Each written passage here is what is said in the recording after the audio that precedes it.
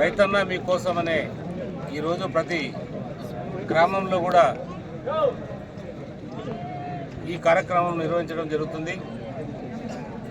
రైతు భరోసా కేంద్రాలలో ఈ కార్యక్రమం కూడా ఎందుకంటే రైతులకు అవగాహన కల్పించాలి, ఏ పంటలు ఎప్పుడు వేయాలి, ఏ రకంగా ముందుకు వెళ్ళాలనే దాని మీద ఈరోజు వ్యవసాయ శాఖ అధికారులు మరియు ఆర్టీఓ, ఎంఆర్ఓ మరియు మా పార్టీ నాయకులు, ప్రజలు అందరూ కూడా పాల్గొనడం జరిగింది.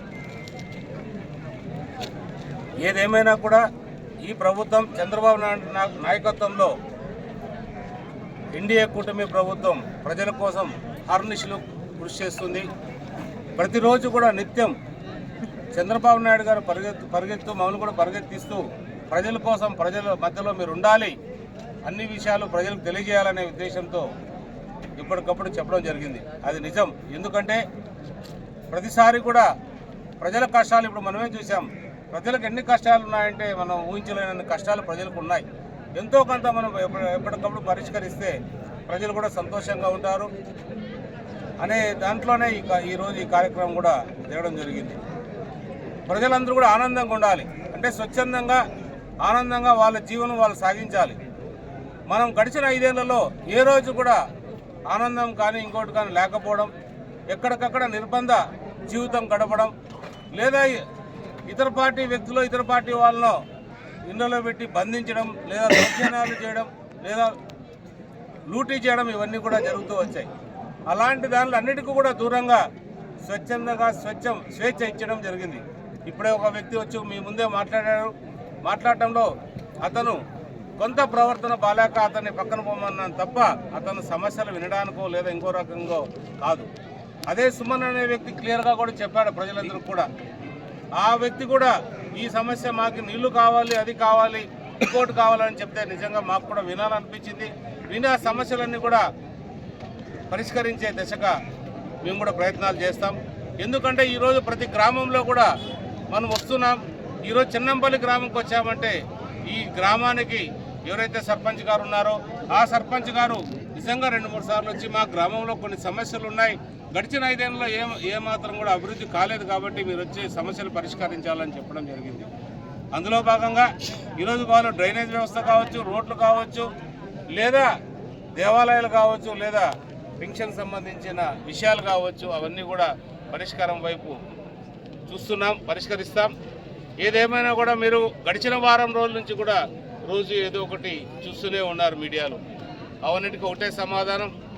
ప్రజలు మీరందరూ కూడా ఒకటే నమ్మండి. ప్రజలకి ఒకటే నేను విన్నపించుకుంటున్నా, నేను ఈ ప్రాంతాన్ని అభివృద్ధి చేయడానికి వచ్చాను తప్ప ఏ ఒక్కటి కూడా దౌర్జన్యానికో దోపిడీకో రాలేదనేది ఖచ్చితంగా చెప్పగలుగుతా. ఇదే వైసీపీ గవర్నమెంట్లో ఏదైతే వ్యవస్థకు సంబంధించి అంటే రోడ్లు వేయడానికో లేదా ఇంకోటి చేయడానికో ఆ రోజు నేను మా సంస్థలో చైర్మన్గా ఉన్నాను. ఆ రోజు చైర్మన్గా ఉన్నప్పుడు కూడా ఇదే YCP government, central government rules ప్రకారంగా అన్ని చోట్ల కూడా నాకు క్రషర్లకు కూడా ఇంకో చోటుకు కూడా పర్మిషన్లు కూడా ఇవ్వడం జరిగింది. అంటే రూల్స్ అది ఎవరు కూడా అతిక్రమించకూడదు. రూల్స్ ప్రకారంగా మీరు నమ్ముతారో లేదో, నేను వైసీపీ గవర్నమెంట్లో కొడికొండలో తీసుకున్నా, తర్వాత ఉరవకొండలో తీసుకున్నా, తర్వాత ఇదే వైసీపీ గవర్నమెంట్ సంబంధించిన ఆత్మకూరు అంటే అనంతపురం రూరల్లో కూడా నాకు క్రషర్లు పర్మిషన్లు వచ్చాయి. ప్రతి చోట కూడా క్రషర్లు రన్ చేయడం, గవర్నమెంట్కి ఏ విధంగా కావాలో ఆ విధంగా చలానాలు కట్టడం, అది రైట్ రాయల్గా వ్యాపారం చేశాను. తర్వాత ఏదైతే నా రోడ్డు పనులు అయిపోయినాయో ఆ రోడ్డు పనులకు సంబంధించిన నడుపుకునే అధికారం నాకున్నా కూడా నేను ఎక్కడ కూడా ఆ క్రషర్ని నా పని అయిపోయిన చోట తాత్కాలికంగా ఆపేయడం. నిజంగా నాకు ఇంకో పని వస్తే నేను ఆ పని కోసం నేను ఉపయోగిస్తాను తప్ప ప్రజల్ని అమ్మడానికో ప్రజలతో వ్యాపారం చేయడానికో నేను ఎక్కడా చేయట్లేదు. అందులో భాగంగానే ఈరోజు యాటకల్లు గ్రామంలో కూడా క్రషర్ ఏదైతే ఉందో అన్ని పర్మిషన్లు తీసుకొని, మీకు అవసరమైతే అన్ని పర్మిషన్లు కూడా మీరు కన్సర్న్ డిపార్ట్మెంట్లు దగ్గరికి అడిగితే వాళ్ళన్నీ కూడా ఇస్తారు. అన్ని పర్మిషన్లు తీసుకొని ఈ ప్రాంతంలో మీకు ఒకటే తెలుసు, మనకి నాణ్యమైన కంకర ఎక్కడ దొరకాలంటే మనం ఒక క్రషర్ ఏర్పాటు చేయాలి. ఎందుకంటే ఏదో కంకర అనేది కాదు, మనం ఒక కంకర కూడా ఒక సైజు, ఒక పద్ధతి, ఒక రూపం ఉండాలి.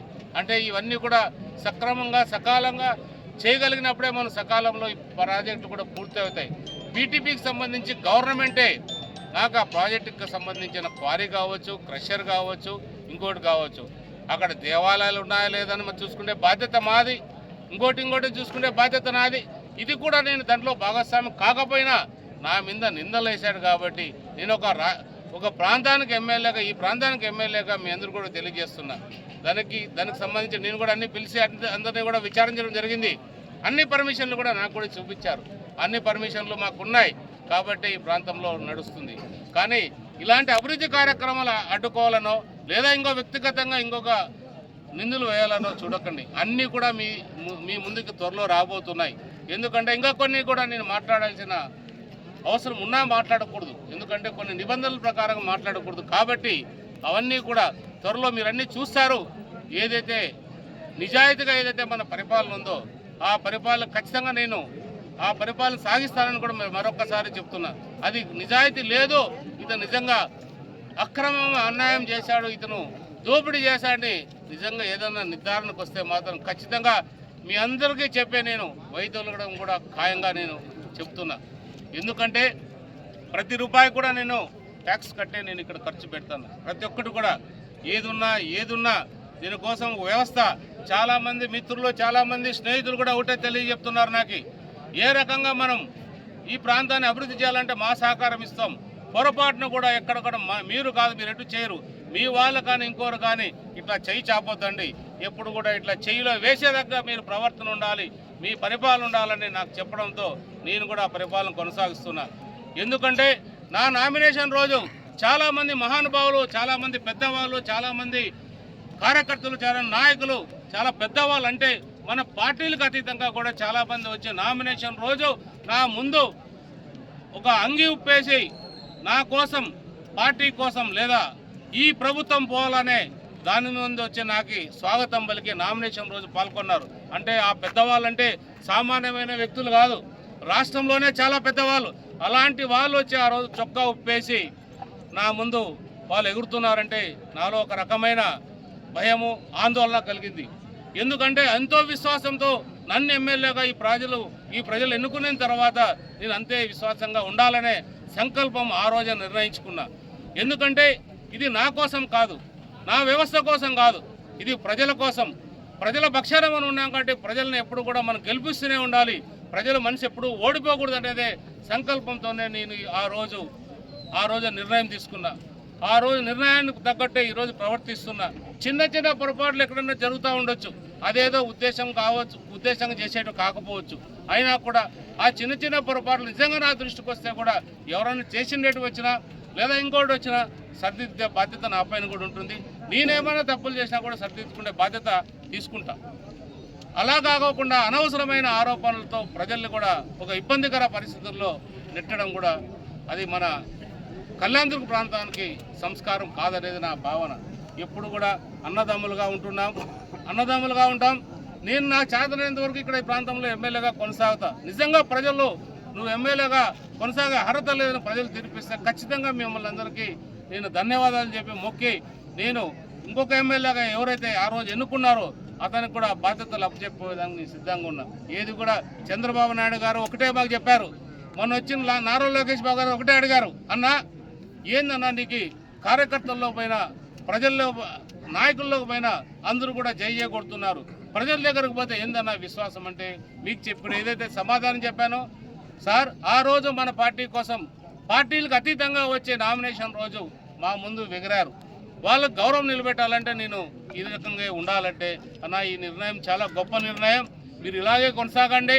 పార్టీకి సంబంధించిన లేదా ప్రభుత్వానికి సంబంధించిన ఏ పనైనా కూడా మీకు దగ్గరుండి చూసే బాధ్యత నాదని మా యువ నాయకుడు నారా లోకేష్ బాబు గారు హామీ ఇవ్వడం కూడా జరిగింది. ఒకటే చెప్తున్నా, ఇంకొకసారి కూడా కాదు. దయచేసి మన అందరూ కూడా ఆపోజిట్ పార్టీ వాళ్ళు కూడా చెప్తున్నా, రండి కలిసి కూర్చుందాం, మనం అభివృద్ధి పైన డిస్కస్ చేద్దాం, ఏ రకంగా మన ప్రాంతాన్ని అభివృద్ధి చేసుకుందాం. ఎక్కడ ఏ గ్రామంలో పోయినా ఎక్కడ కూడా ఒక్క రోడ్డు లేవు, ఒక్క స్కూల్ ఎక్కడ పడితే నాడు నేడని ఆ రోజు మీరు ఏదో గొప్పలతో ప్రారంభించారు, ఒక్కటైనా నాడు నేడులో పూర్తి చేశారా? ఎక్కడ పోయినా ఆ గ్రామంలో మా స్కూల్ అంటే ముఖ్యంగా స్కూల్ గురించి ఎందుకు చెప్పాల్సిన పరిస్థితి ఉందంటే ఈరోజు పిల్లలు చదువుంటే వాళ్ళ తల్లిదండ్రుల భవిష్యత్తు కూడా బాగుంటుంది. ఏ రోజు కూడా ఏ స్కూల్ కూడా లేకపోవడం, చాలామంది డ్రాప్ అవుట్లు అంటే వాళ్ళ చదువుల్ని మధ్యంతరంగా ఆపేయడం, అంటే ఇలాంటి ఈ పరిస్థితి రావడానికి కారణం ఆ రోజు ఆ ప్రభుత్వం నాడు నేడు అనే పెట్టి ఎక్కడెక్కడ దోచేసినారు, ఎక్కడెక్కడ ఆపేశారు. అంటే ఇంత నీచమైన పరిపాలన మీరు కొనసాగించి ఇలా మీరు అలాగే ఉండాలని మమ్మల్ని అడ్డుకుంటే ప్రయత్నాలు మీరు చేయడం కూడా సంస్కారం కాదని మీ అందరికి కూడా చెప్తున్నా. ఏదేమైనా కూడా నిజాయితీగా పరిపాలన చేద్దాం, ప్రజలకు అందుబాటులో ఉందాం. నేనేదో నాకు డబ్బులు ఎక్కువయ్యో అదో ఇదో చేయలేదు. నన్ను ప్రజలు వచ్చే ఎన్నికల సమయంలో చాలా వరకు కూడా హామీలు అడిగారు. మాకు అది కావాలి ఇది కావాలని అడిగిన హామీలని నేను నెరవేర్చాల్సిన బాధ్యత నాది. కాబట్టి ప్రజలు మరి వాళ్ళు సంతృప్తికరంగా ఉండాలంటే నేను ఆ హామీలన్నీ కూడా నెరవేర్చాలి. అందులో భాగంగానే నేను కొన్ని ఇచ్చిన హామీలు కొన్నిగా తీరుస్తూ వస్తున్నా.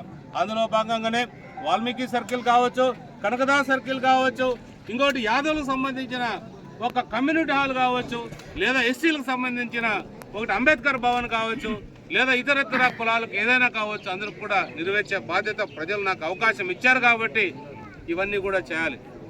అదే ఈ బలిజ సంఘం సంబంధించిన కళ్యాణ మండపం కూడా చాలా ఏళ్ళ నుంచి కూడా ఆగిపోయింది అనేది మీ అందరికీ తెలుసు. రకరకాల వ్యక్తులు లేరు, దాతల కోసం నేను వెళ్ళాను. ఎందుకంటే వాళ్ళేదో నాకేమీ సంబంధించిన వ్యక్తులు కాదు, నా ప్రాంత ప్రజలు. వాళ్ళు కూడా నా ప్రాంతంలో ఒక ఓటర్లుగా వాళ్ళు కూడా తలెత్తుకొని తిరగాలనే భావన ఉండాలనే ఉద్దేశంతో వాళ్ళని అందరిని తీసుకెళ్లి వాళ్ళకు కూడా కొంత అవసరమైన చోట డొనేషన్లు ఇప్పించి ఆ కళ్యాణ మండపం కూడా పూర్తి అయ్యే ఏర్పాట్లు కూడా చేస్తున్నాం.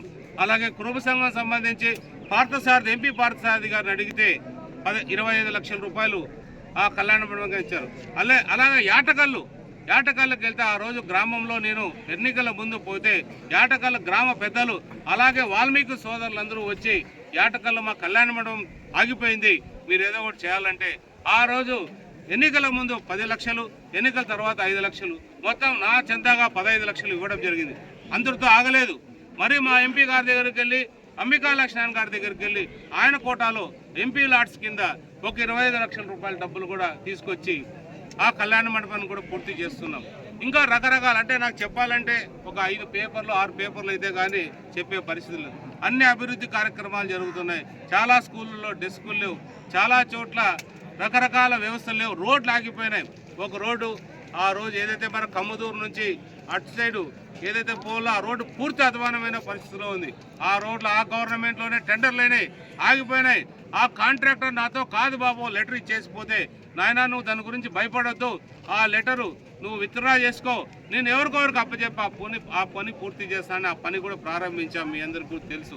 అది కూడా రాబోయే 2-3 నెలల్లో ఆ పని కూడా పూర్తి అవుతుంది.